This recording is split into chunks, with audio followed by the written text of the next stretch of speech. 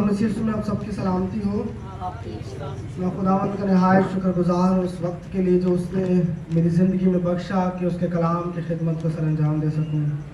تو جن کے پاس بائبل مقدس ہیں بائبل کو کھولیے، میرے ساتھ نکالیے پیدائش اس کا پہلا باب اس کی 26 سے 28ویں آیت تک. یوں لکھا ہے خدا کے کلام میں، پھر خدا نے کہا ہم انسان کو اپنی صورت پر اپنی شبیہ کی مانند بنائیں اور وہ سمندر کی مچھلیوں اور آسمان کے پرندوں اور چوپایوں اور تمام زمین اور سب جانداروں پر جو زمین پر ریگتے ہیں اختیار رکھے. اور خدا نے انسان کو اپنی صورت پر پیدا کیا، خدا کی صورت پر اس کو پیدا کیا، نر و ناری ان کو پیدا کیا. اور خدا نے ان کو برکت دی اور کہا کہ پھلو بڑھو اور زمین کو معمورو محکوم کرو اور سمندر کی مچھلیوں، ہواؤں کے پرندوں اور کل جانوروں پر جو زمین پر چلتے ہیں اختیار رکھو. خدا کا کلام ابتدا ہی میں ہمیں بتا دیتا ہے کہ جب خدا نے انسان کو بنایا، جب خدا نے آدم اور ہوا کو بنایا تو بائبل بیان کرتی ہے کہ خدا نے ان کو کامل بنایا، بہتر بنایا اور دوسری بات اختیار کے ساتھ بنایا. خدا کا کلام فرماتا ہے خدا نے آدم اور ہوا سے کہا، پہلا کیا ہے؟ برکت دی اور کہا کہ بڑھو پھلو پھولو زمین کو معمورو محکوم کرو. خدا کا منصوبہ انسان کے لیے کیا تھا؟ کہ وہ بڑھے. خدا یہ منصوبہ رکھتا تھا کہ انسان ترقی کرے اور بڑھے بھی کن چیزوں کے اندر؟ برکت خدا کی حضوری اور خدا کی طرف کو ظاہر کرتی ہے. اگر ہم بلیسنگ کے بارے میں بات کرتے ہیں تو وہ کبھی بھی شیطان غلط چیزوں گناہوں سے نہیں ملتی ہے.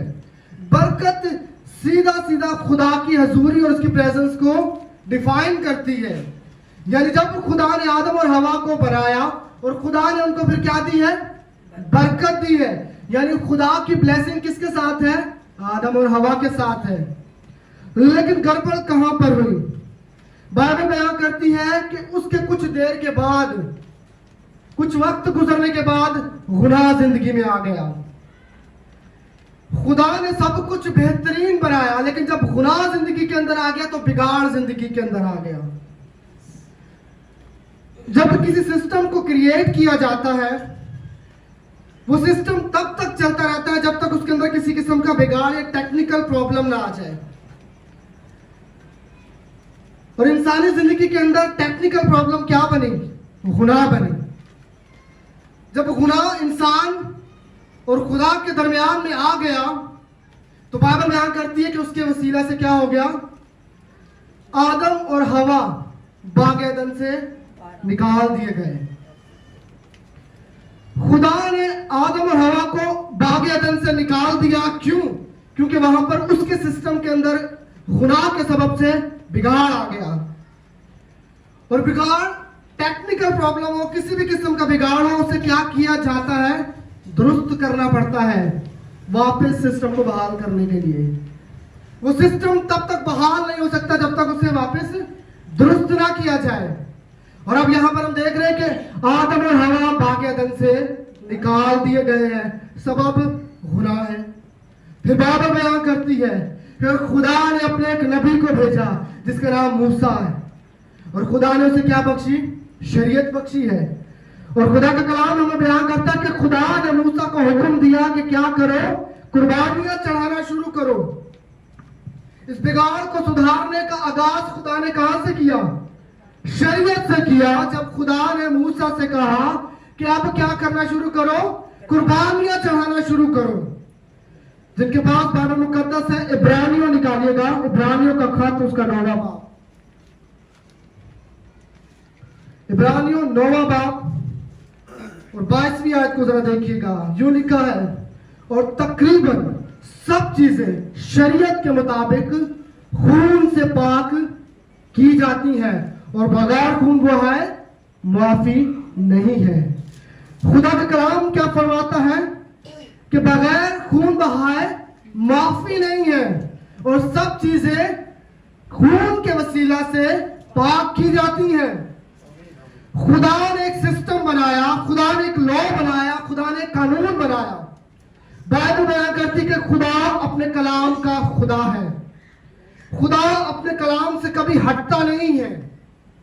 और खुदा का कलाम क्या फरमाता है कि मुआफी के लिए, बिगाड़ को दुरुस्त करने के लिए, चीजों को बेहतर करने के लिए, इंसान को वापस लाने के लिए, हर चीज को यानी हर बिगाड़ को खून के जरिए पाक करना पड़ेगा। फिर खुदा ने शरीयत दे दी, खुदा ने मूसा को अहकाम दे दिया कि मेरी कौम से कहे कि वो कुर्बानियां चढ़ाना शुरू करें। और फिर क्या हुआ, वहां पर कुर्बानियों का सिलसिला शुरू हो गया। जिनके पास बाइबल मुकद्दस है, एक और हवाला खरूज निकालिएगा।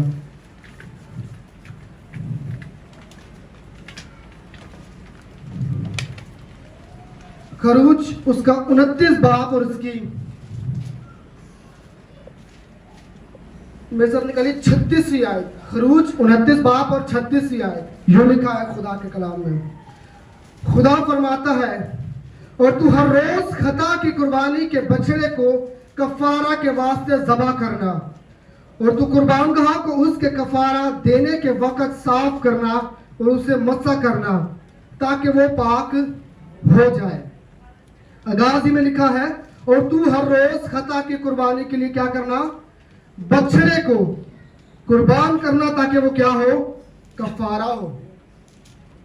खुदा ने एक सिस्टम जब बनी नौ इंसान को दिया कि तुम कुर्बानियां चढ़ाना शुरू करो, तुम अपने गुनाहों की खातिर जो जिंदगी के अंदर आ चुका है उसे दूर करने के लिए अब कुर्बानियां चढ़ाना शुरू करो। लेकिन बाइबल बयान करते कि खुदा ने उनसे कहा कि हर रोज कुर्बानी चढ़ाओ। वो हर साल कुर्बानी चढ़ाया करते थे, सिर्फ किसके लिए, खता के लिए थी। क्यों? क्योंकि वो कुर्बानियां नामुकम्मल कुर्बानियां थी। बाइबल मुकद्दस यह भी बयान करती है कि खुदा फरमाता है कि मैं बैलों और बछड़ों यानी वो जानवर, वो कुर्बानी के आलात जिसे इस्तेमाल करके कुर्बानी चढ़ाई जाती, वो जिसके जरिए कुर्बानी दी जाती, यानी उन जानवरों को जिसे कुर्बान किया जाता, खुदा फरमाता है मैं उन्हें पसंद नहीं करता हूं। क्यों? क्योंकि वो कामिल नहीं है। एक वक्ती तौर पर खुदा ने सिस्टम वहां पर उन्हें दिया है, लेकिन वो नामुकम्मल होने के सबब से इंसान के लिए नजात का काम ना कर पाया। इंसान अपने दुखों में ही पड़ा रहा। वो हर साल कुर्बानी देता रहा, वो हर साल कुर्बानी चढ़ाता रहा, वो हर साल अपने पैसा से खुदा को खुश करता रहा, कुर्बानियां देते रहे। लेकिन क्या हुआ, वो कुर्बानियां नामुकम्मल होने के सबब से इंसान को छुड़ा नहीं सकी। वो हर साल ये कुर्बानियां गुजरानते रहे, हर साल कुर्बानियां गुजरानते रहे, लेकिन क्या हुआ, वो अपने गुनाहों के अंदर ही पड़े रहे। खुदा तक रसाई इंसान की मुश्किल हो गई उसके गुनाहों के सबब से, उस बिगाड़ के सबब से जो आदम और हवा की जिंदगी के अंदर यानी उसकी नस्ल के अंदर आ गया गुनाह के सबब से। और इसकी नौयत को समझाने के लिए हम अहबार की किताब देखेंगे, अहबार 16 बाब, ताकि आप समझे कि किस कदर इसकी नौयत बढ़ती जा रही है। ये शुरू बाग एदन से हुआ है और आज इसकी नौयत कहां तक पहुंच गई है। अहबार 16 बाब उसकी दूसरी आयत में लिखा है, खुदावंद ने मूसा से हम कलाम हुआ और खुदावंद ने मूसा से कहा, अपने भाई हारून से कह कि वो हर वक्त पर्दा के अंदर के पाक तरीन मकाम में सरपोश के पास जो संदूक के ऊपर है ना आया करे, ताकि वो मर ना जाए। खुदा क्या फरमाता है, मूसा अपने भाई से कह दे, वो जो काहिन है, वो शख्स जिसे खुदा ने मुकर्रर किया अपनी खिदमत के लिए, खुदा फरमाता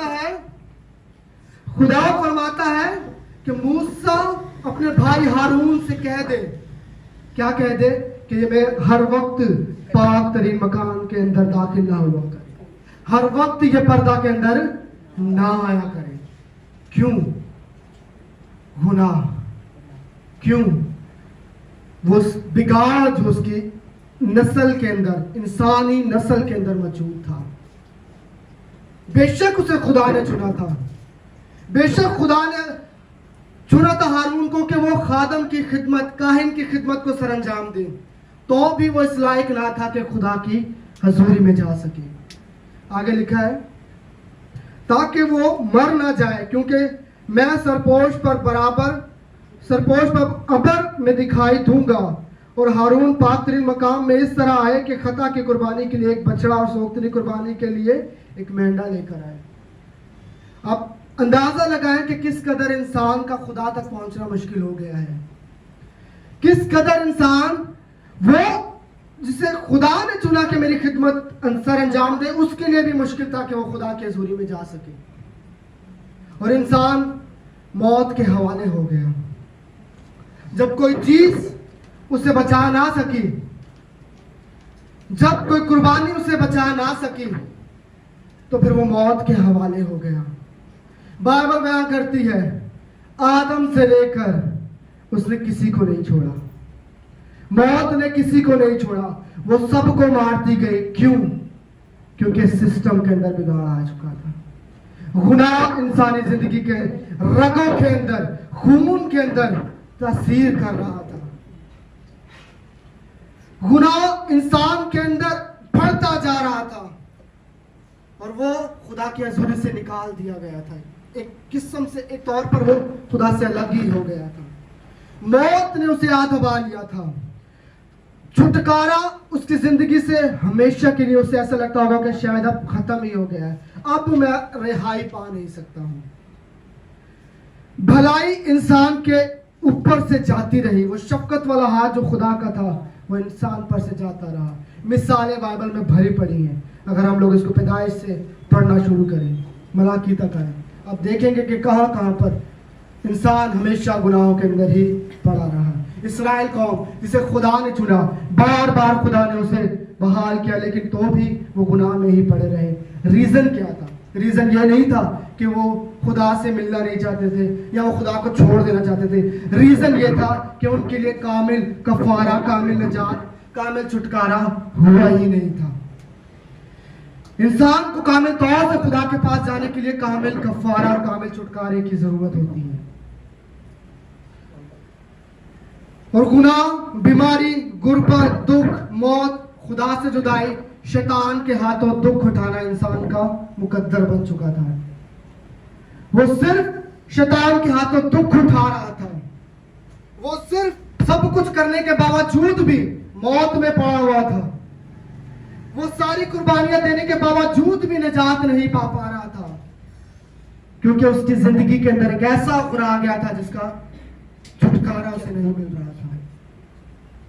और ये कब तक चलता रहा? मैं आपको ये भी बताऊंगा कि ये यीशु मसीह तक भी चलता रहा। जब यीशु मसीह दुनिया में थे तब भी यही सिचुएशन इंसान की थी। ये कहां तक चलता रहा? मेरे साथ निकालिए यूहन्ना 19 बाब और उसकी वर्ष 30 है। यीशु मसीह की दौरे खिदमत में भी यही हाल था इंसान का, लेकिन इसका खात्मा कहां पर हुआ? यूं लिखा है बाइबल मुकद्दस में, यूहन्ना की इंजील 19 बाब और 30 आयत। बस जब यीशु ने वो सिरका पिया तो कहा तमाम हुआ। जब यीशु ने कहा तमाम हुआ, यानी इट्स फिनिश्ड, तब यह खत्म हुआ। ये सिलसिला उसकी खिदमत के दौरान भी हमें नजर आता है, लेकिन इसका खात्मा सलीब पर नजर आता है। इस सिलसिले का जो मौत, शैतान के हाथों दुख उठाना, गुलामी में पड़े रहना, बीमारियों में पड़े रहना, गुर्बत में पड़े रहना, बदरू गिरफ्तार रहना, तब तक चलता रहा जब तक यीशु मसीह ने सलीब पर यह नहीं कह दिया कि तमाम हुआ। तमाम हुआ ये लफ्ज यीशु मसीह ने ऐसे ही नहीं कह दिए कि उसने सब कुछ पूरा किया और उसने कह दिया कि तमाम हुआ।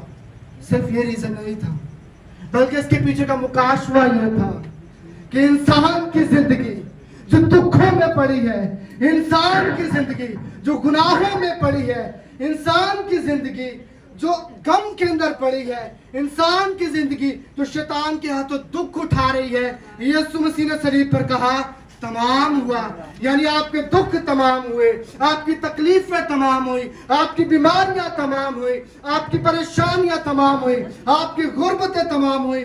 यीशु मसीह ने सलीब पर सब कुछ तमाम कर दिया, जो पैदाइश की किताब उसके पहले बाब में हमें बनता हुआ शुरू होता हुआ नजर आता है। गुनाह के एतबार से जो जो चीजें पैदाइश की किताब से हम पढ़ते हैं बढ़ती जा रही थी, वो यूहन्ना की इंजील 19वें बाब और 30वें आयत पे आकर तमाम हो गई। अब जो भी उस पर ईमान लाएगा, बाइबल बयान करती है कि खुदावंद यीशु मसीह उसे छुड़ाएगा, छुटकारा बख्शेगा, हर एक गम से उसे रिहाई बख्शेगा। और ये सलीब के वसीला से खुदावंद यीशु मसीह ने किया। मेरे साथ निकालिए इब्रानियों ही को हम देखेंगे, 12वां उसका 9वां बाब भी हम, और उसकी 12वीं आयत को हम देखेंगे। 12वीं आयत, और बकरों और बछड़ों का खून लेकर नहीं बल्कि अपना ही खून लेकर पाक मकान में एक ही बार दाखिल हो गए और अब्दी खलासी कराई। मैंने आपसे कहा कि खुदा ने दुनिया की कुर्बानियों को नापसंद किया, क्यों? क्योंकि वो नामुकम्मल थी। लेकिन बाइबल बयान करती है कि यीशु मसीह ने क्या किया, क्योंकि जब वो 12वीं आयत, और बकरों और बछड़ों का खून लेकर नहीं बल्कि अपना ही खून लेकर, किसका खून लेकर? यीशु मसीह अपना खून लेकर। कैसा खून लेकर? कामिल खून लेकर आपके लिए कामिल खलासी उसने सलीब पर करा दी है। और जब उसने कहा तमाम हुआ, आज इसको अपने साथ बांध ले इस बात को कि जब मसीह ने कहा तमाम हुआ, और अगर आप इस बात पर ईमान लेकर आएंगे तो समझिए कि जिस चीज़ के लिए भी आप ईमान लाएंगे वो आपकी ज़िंदगी से तमाम हो जाएगी। क्योंकि सलीब पर यीशु मसीह, इसे फतहमंदी का कलमा भी कहा जाता है। रीज़न सिर्फ यही है कि यीशु मसीह ने आपके लिए फतह का ऐलान सलीब पर कर दिया है। वो सिर्फ नविश्ते पूरे करने नहीं आया था, बल्कि वो इंसान को इस ज़मीन से उठाकर खुदा तक लेकर जाने के लिए आया, इंसान को रिहाई देने के लिए आया था, इंसान को शिफा देने के लिए आया था, इंसान की सलामती के लिए आया था, इंसान की बरकत के लिए आया था, इंसान की भलाई के लिए आया था। और उसकी जात में ये खूबी है कि वो जब चलता है तो अपने कलाम को पूरा करता हुआ चलता है। हालेलुया। उसकी जात में ये खूबी है कि जब खुदा काम करता है तो ऑटोमेटिकली उसका कलाम पूरा होता जाता है। लेकिन वो आपको छुड़ाने के लिए सलीब पर कहता है तमाम हुआ। सब कुछ यीशु मसीह ने। अब शायद आप सोचें कि मेरी ज़िंदगी में ये दुख है, ये परेशानी, ये मुश्किल है, आज उसको मसीह की सलीब के पास लेकर जाए, क्योंकि यीशु ने फतहमंदी का ऐलान सलीब पर कर दिया और कह दिया क्या हुआ? तमाम हुआ। बाइबल बयान करती है कि वो अपना खून लेकर उस खेमा में चला गया, उस पाक तरीन मकाम में चला गया जो ज़मीन पर नहीं था बल्कि आसमान पर था, जो खुदा का अज़ली प्लान था इंसान के लिए, जो खुदावंद यीशु मसीह ने आपके लिए पूरा किया, हमारे लिए पूरा किया। वो कुछ भी हो सकता है। यीशु मसीह ने वहाँ पे इसको कैटेगराइज करके नहीं बोला तमाम हुआ, बल्कि उसने कह दिया तमाम हुआ। ईमान आपका है। अब जिस बात पर आप ईमान लाएंगे वो आपकी ज़िंदगी से तमाम होगा, क्योंकि यीशु मसीह ने आपके लिए फतहमंदी का ऐलान सलीब पर कर दिया है। आमीन। लूका की इंजील 23वां बाब उसकी 44वीं आयत में लिखा है, फिर दोपहर के करीब से तीसरे पहर तक तमाम मुल्क में अंधेरा छाया रहा और सूरज की रोशनी जाती रही और मक़दस का पर्दा बीच से फट गया। हारून से खुदा ने क्या कहा था कि तू मेरी हजूरी में ऐसे बार बार ना आया कर, तुझे खून बहा कर आना होगा। लेकिन यीशु मसीह ने क्या किया है आपके लिए? उस जुदाई के पर्दे को ही जुदा कर दिया है। वो पर्दा जो खुदा और इंसान के दरमियान जुदाई को पैदा किए हुए था, यीशु मसीह ने उस पर्दे को ही जुदा कर दिया है, उसे ही दो हिस्से कर दिया है। और लिखा है कि आसमान ऊपर से वो पर्दा फटता हुआ नीचे तक आ गया। खुदा की तरफ से वो जुदाई, वो दूरी यीशु मसीह के वसीला से सलीब पर उसने ख़त्म कर दी है। हालेलुया। खुदा का अज़ली प्लान जो यीशु मसीह के वसीला से खुदा ने पूरा किया है।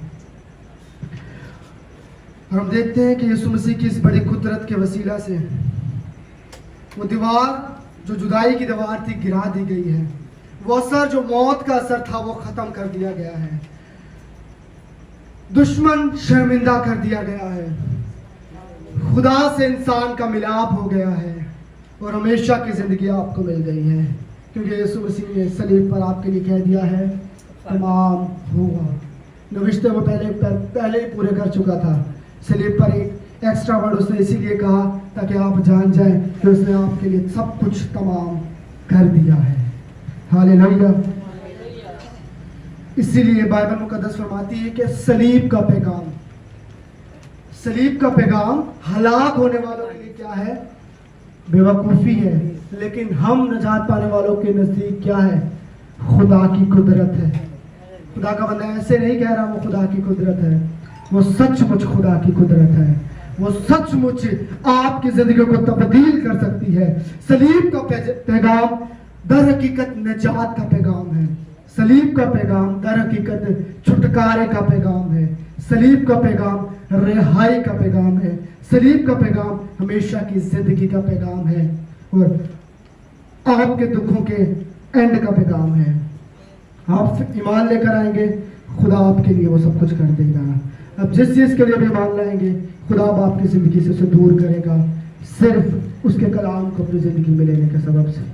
उसने कर दिया है। ईमान रखिए, ईमान पर चलिए। खुदा ने आपके लिए आपके दुखों को तमाम कर दिया है। वो किसी भी एतबार से हो सकते हैं। खुदावंद आप सबको इस कलाम के वसीला से बहुत बहुत बरकत दें।